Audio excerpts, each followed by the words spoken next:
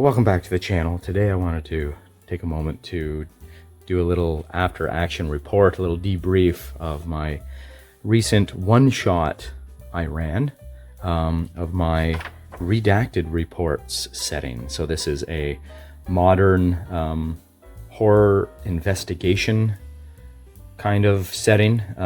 It's basically a rip-off of Delta Green, the Cthulhu setting, but I wanted to add a few things. So here's my world builder sheet, like my setting planning sheet. You can download. I'll put the link in the description. You can download that form if you want. I found this kind of helpful. As always, I just kind of fill out the different class niches that will be useful for the game, for the setting, and then kind of what their role is, what role they fill. Here it was just simple: normal people and minor psychics. You could play either. Obviously, if you're a psychic, you have a bunch of points tied up in your psychic abilities, whereas the normal people become more competent in other areas, skills, combat, stuff like that. The setting tropes, the stuff that happens here is sanity erosion from supernatural exposure. It's a big trope. It's a big deal here. Destruction of relationships. So I made everybody create their characters with two dependents of varying value, depending based on the dependent's disadvantage. And the idea is that, and the psychic abilities that everybody receives starting off are super weak and minor. They are unreliable, so you have to roll a 5 or under to activate them, and cost 3 fatigue to even activate. However, when you get in the presence of supernatural, whatever the fright check modifier is for the monster or entity, you add that to your activation. So instead of trying to roll a 5 or under to activate your psychic ability, your ESP sense, say, if you're investigating a scene where the thing was, or that has something to do with the thing, where you can potentially lose sanity, I'll get to that in a minute, you get the plus. If it's a -5 horror to fright check kind of entity, then you take a +5. So now you're rolling psychic ability 10 or under to activate. Every scene, whenever you're exposed to a clue which kind of divulges what you're dealing with, I was making you make a fright roll, a fright check, and it is not just scared on the fright check index in GURPS. I went with full on, whatever you fail by, you lose that many character points off your will. So if you fail by 5, your willpower immediately drops by 1 point. Ouch. So you're literally losing character points. You're being eroded from your inner soul. And those points obviously can be reacquired through adventuring. And the other fun part is the destruction of the relationships. Like in Delta Green, you can spend time basically unloading your baggage on your dependents. And those disadvantaged dependents, worth anywhere from 5 to 20 to 30 points, you basically can pull character points out of them. You ruin their lives a bit, and you take the points back to reshore up your willpower. That was the theory anyways. That's when you make this stuff up, theory craft and GURPS for your setting, you never know how it's going to work until you really start playing. And luckily I now have some insight on that. Moving along, the tropes that we're working with are: the mission is always very secretive and clandestine. They need to cover up all the existence of the supernatural and remove all evidence to any ends. Things I added here that differ from Delta Green, however, is there is a third entity always dogging the agents, and that is the MIBs. These men in black, who they're not quite sure who they are or who they work for, but they seem to be after supernatural entities, objects, anything they can get their hands on. Behind the scenes, setting-wise, the Game Master knows. This is a shadow cabal who want to weaponize any kind of supernatural power they can find. They are also very interested in psychics, and will try to kidnap any players they encounter using psionics. They do have a means of detecting psionic use and supernatural. It's like a handheld meter. Along the way, there will be green boxes type things, like in Delta Green, they call it a green box. I called it a black box because I thought that's kind of more sinister, and I didn't want to wholesale copy Delta Green. So yeah, safe houses and places like that where the characters can lay low. They get kind of shady communications once in a while, and information drops from their handlers who they never meet, but they get random texts, phone texts, or messages dropped in mailboxes or in their car, stuff like that. That's how I communicate missions to them. Yeah, and that's about it. The point of this is obviously just to watch these poor characters, how long they can last, just eroding their willpower character points. At the end of a mission, they can take any willpower points damage that they took, they can replace that up with disadvantages, mental disadvantages. So you can just straight up take schizophrenic and take the points and drop that into your willpower. You can only do it though to buy back your sanity. So are you saying at that point? Not really. Like, you brought your willpower back up to a normal person's level 10 or something, or whatever you want to put it back to, but you have gotten some major mental disadvantages. That is the idea of how it works. Other things here, the idea, then I just recorded some, in the tropes section, just what I want to include in all my adventures. PCs are always faced with impossible decisions and situations, like, between like killing innocent people who are infected and just terrible stuff like that. It's a very gritty kind of horror, somewhat bloody, violent game setting. I don't care for this kind of stuff too often because it makes me feel all dirty inside. I need a break and have to get to something more light and lighthearted, some nice high fantasy or something, or randos. But once in a while, this kind of game is a ton of fun, especially with the right group. Here are my these are my kind of house rules for the setting. I changed some things. Fright check mechanics are obviously a little different. These are available for download. I'll put that link as well in the description. So on to the game I ran. The game I ran was actually called the Redacted Reports, and the premise was these are new agents contacted by the organization, whoever they are, and asked to go to a specific address. I used an address in our small town. We played face-to-face, by the way. I played with some guys local here, a new group of guys that consequently are playing 5e D&D, of course, like everybody else on the planet. And they had not played really anything else. And they asked, I had mentioned GURPS to them before, and they were interested. So this was their first foray into GURPS, and this is what they kind of chose. They wanted to play a modern horror game. So I threw together a little adventure mission here called Redacted Reports, aptly named after my setting. And we printed off a map of our town, and they had to go to a specific address, find the Redacted Reports envelope there, and finish the mission by delivering those. Because a agent had not, he had gone silent and had not delivered his. Turns out there's another agent in town. So that's the start. They're given some money, and they're told just watch out for, watch out for the MIBs, delete any kind of evidence and cover up any kind of supernatural, get those reports to the drop, which was just a garbage can in the town park. They got there, of course, and I should go through, first of all, the characters that we're dealing with. These are the second extra characters. We had a pilot, a Mexican guy who was a pilot and had some background, ran into some trouble with cartels. He was flying drugs across the American border from Mexico for a cartel, and he's kind of on the run, hiding out in Canada now. his psychic ability was retrocognition, which was fun, very helpful on this mission. He used that probably only a couple times, but more than anybody else's. We had a firefighter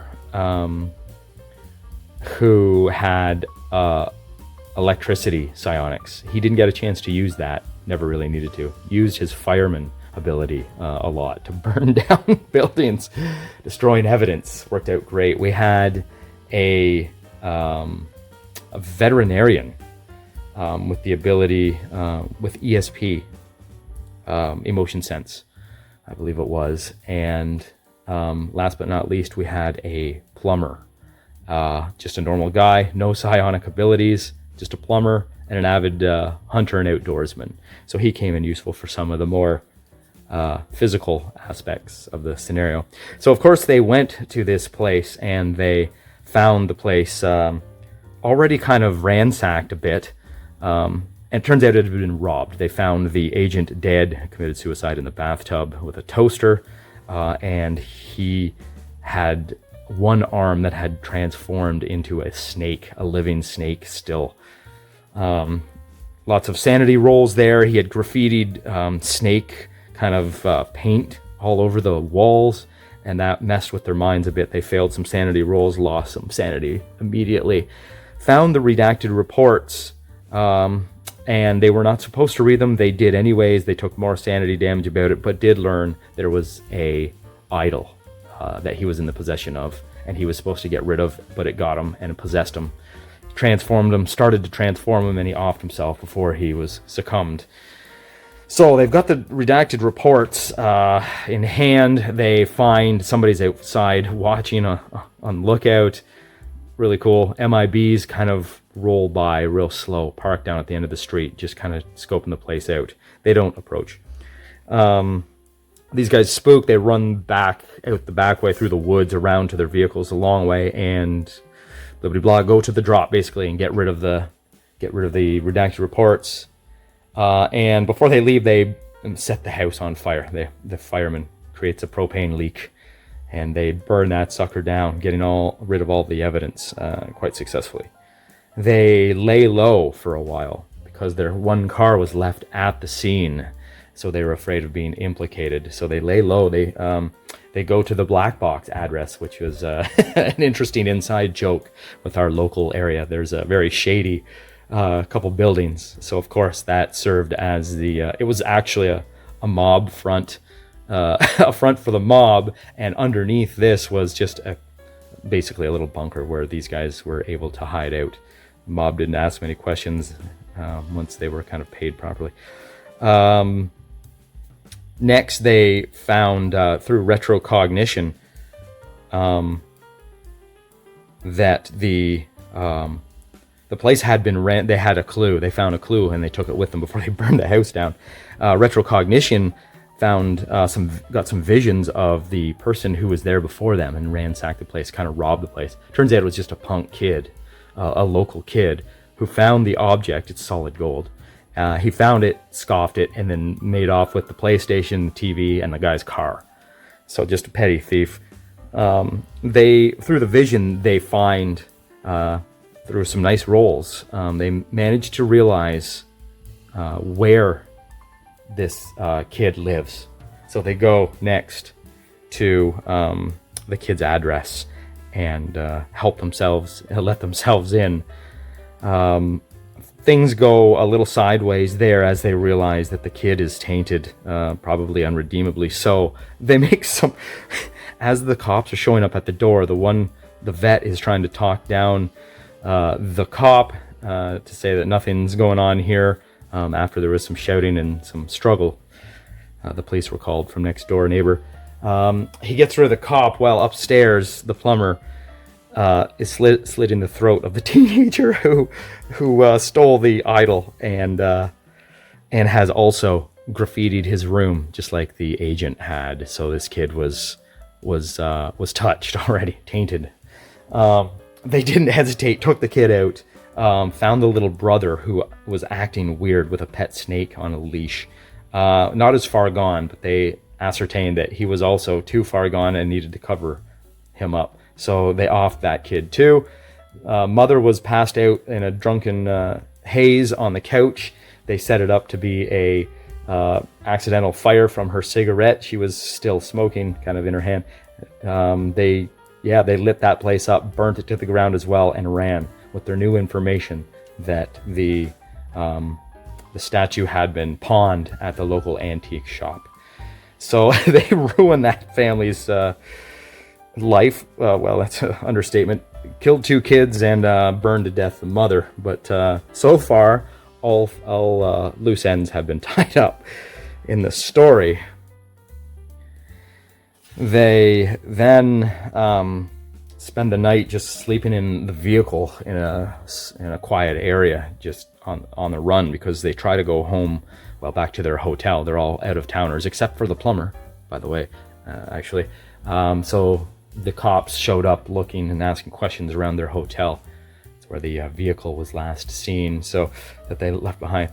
So they're just kind of vagrants at the moment, and they wait kind of for a day, and then they go down looking for down to the pawn shop, the local antique store. There they find that she does indeed have the idol. She shows it to them. They all get blasted with a sanity check.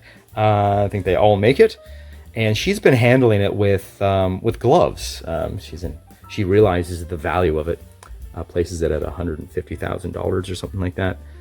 $100,000 because it is solid gold and has ruby eyes. It's a serpent statue. This is the object that's causing all this havoc, but she hasn't actually touched it, so she doesn't seem to have any signs of succumbing to its evil. These guys can't come up with $100,000. They say, we'll have to think about it. They leave.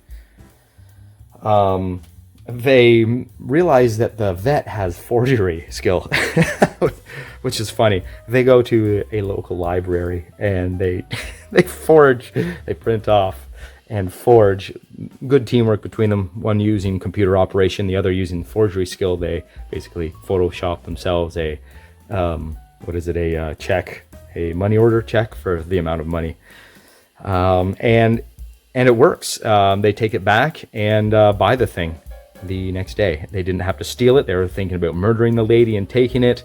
They're thinking about breaking in at night. But at this point, the cops are asking questions around, and there's been 2 possible arson attacks in town. So the place is crawling. They want to get this done and out of town. So it was a good call on them. They rolled really well. The forgery works great. The lady may figure it out when she goes to cash it, but they are out of town by then. They now have the item, but it's midday.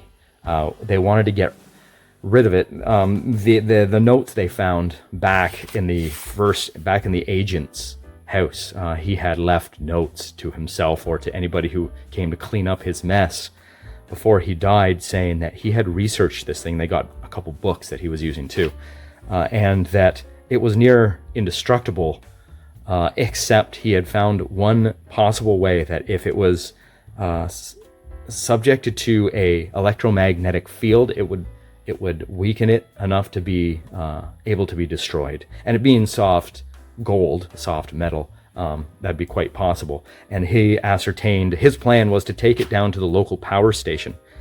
We have a local hydro dam here with huge turbines inside. His plan was to get it jam it into one of the turbines while it's creating an electrical field. That would be enough to maybe weaken it, and the turbine would just grind it down. And that was for all the mechanical engineers out there thinking that really won't work. Whatever, we rolled with that. That was the story. These guys had that information, so next, in the middle of the day, they say, we got to chance it. So they went straight to the power station.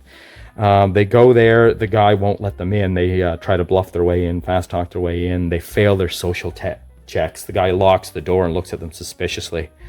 And then he goes back into work. They decide to pick the lock. They come in with a gun. Well, they all have a pistol at this point. They picked up from the black room when they're laying low. And they plug the guy. Cold blood. Let's kill the guy. No, they don't want any witnesses to all of this, so just Yep. Kill the guy. Tough decisions. Everybody makes sanity checks. These are just normal people. This is their first mission, so I love the fast decision making they made. It was brutal, and they're like, "We can't kill this guy." Yep, I'm doing it. Blam. It's great. They went down to the basement, second level of the place. One guy was out up top on lookout. They find another poor guy downstairs. They figure, okay, we can't like just murderize everybody. They knock that technician out working on the electrical in the basement, and one of them attempts to destroy the idol. Up top, meanwhile, the MIBs take a risk and show up in broad daylight, which I have an unwritten rule where they always are active at night only. They kind of sheepishly show up though, because they've got the thing, they're tracking the disturbance from that supernatural item. It was a -5 fright check item, so that's a pretty powerful item. They show up to the door. They start coming over to the door and kick it in. These are big lads. They're actually secret to the GM. They are actually not human. They are androids. They're basically machines, but they're with flesh and the whole bit. They just kick in the door and start to come in, but the guy on watch opens up with his 9mm and plugs them with a few rounds. They quickly turn because he's not using a silenced Glock. They jump in their SUV and he shoots a tire out as they peel out. They didn't want to be around when the cops inevitably show up from gunfire. So he successfully scared them off.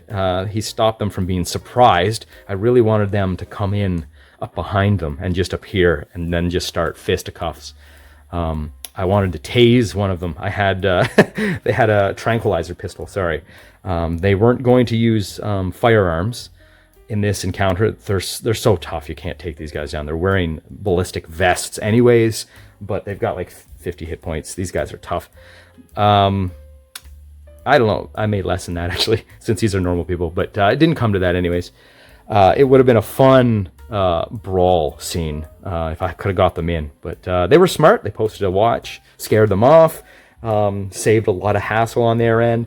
I was really hoping to kidnap one of them. They just trank him, and then the two of these big lads just drag him out while they try to maybe wrestle or shoot them with little effect. That would have been fun to end the game. This being a one shot would have been fun to have one character lose their one player lose their character. I'm a little sadistic maybe that way as a GM. Maybe it's best it turned out this way. But yeah, and with that, they destroyed the idol. The MIBs just ran off as the cops are showing up. Sirens are going. They run outside, hop in their vehicle, and they had another vehicle parked to make a switch not far in town. So they went to that spot, swapped vehicles, all jumped in, and then fled town. Mission accomplished. So they recovered and dropped off the redacted reports. They managed to mop up all leaks, like all traces of the supernatural along the way. They needlessly killed one guy and the mother, but everybody else kind of had to go. And yeah, it was a great game. The group were hilarious. Their teamwork was amazing. Their roles, the ones that really mattered, they ended up doing very well on. What a great game. Redacted reports. I'm very happy with how that worked out. Their sanity loss and their willpower was just eroded.